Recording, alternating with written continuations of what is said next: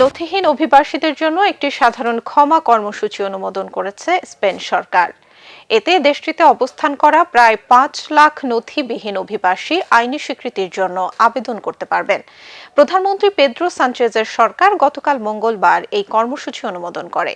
স্থানীয় সময় আগামীকাল বৃহস্পতিবার আবেদন প্রক্রিয়া শুরু করা হবে। স্পেন সহ বিশ্বের বিভিন্ন অংশে মানুষের মধ্যে অভিবাসন বিরোধী মনোভাব ক্রমেই বাড়ছে। এই পরিস্থিতিতে স্পেন সরকারের এমন উদ্যোগ দেশটিকে ব্যতিক্রমী অবস্থানে নিয়ে গেছে।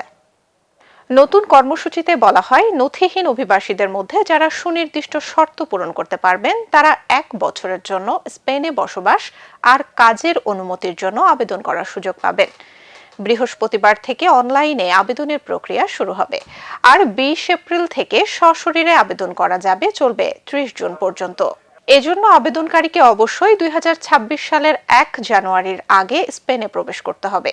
কমপক্ষে 5 মাস দেশটিতে বসবাস করার প্রমাণ দেখাতে হবে। আবেদনকারীর নামে অপরাধের কোনো রেকর্ড থাকা যাবে না। যাদের এই সাময়িক আবেদন মঞ্জুর হবে তারা 1 বছর পর স্পেনে স্থায়ী বসবাস ও অন্যান্য কাজের অনুমতির জন্য আবেদন করতে পারবেন। স্পেন সরকারের এই উদ্যোগকে স্বাগত জানিয়েছেন সেখানে বসবাসরত বাংলাদেশি অভিবাসীরা। মঙ্গলবার আল জাজিরার প্রকাশিত এক ভিডিও ক্লিপে বার্সেলোনায় বাংলাদেশি অভিবাসীদের উল্লাস করতে দেখা যায়।